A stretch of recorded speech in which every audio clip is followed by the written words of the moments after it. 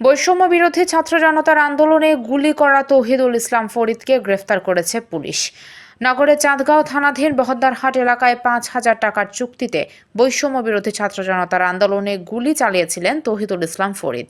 শুক্রবার ২২ নভেম্বর বিকাল ৫:৩০টার দিকে সাতক্ষীরা জেলার সদর থানার কমলনগর এলাকা হতে তাকে গ্রেফতার করে নগরের চাঁদগাঁও থানা পুলিশ।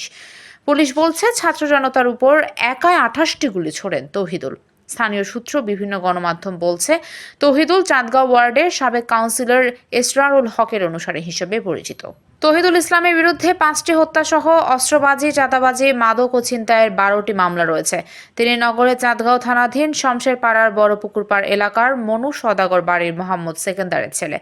শনিবার ২৩ নভেম্বর দুপুরে চট্টগ্রাম মহানগর পুলিশ সিএমপি কমিশনারের কার্যালয়ে সংবাদ সম্মেলনে এই তথ্য জানায় উপকমিশনার crime and operations Mohammad Raisuddin.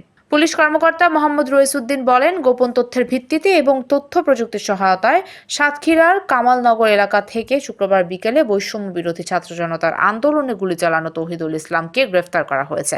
নগরের চাঁদগাঁওয়ের বিভিন্ন এলাকায় আগ্নেয়াস্ত্র নিয়ে ছাত্র জনতার আন্দোলনে নির্বিচারে গুলি করার কথা স্বীকার করেছেন তৌহিদুল। বৈষম্য বিরোধী ছাত্র জনতার আন্দোলনে ২৮ রাউন্ড গুলি ছোড়েন তিনি। Desk news, CTG online TV.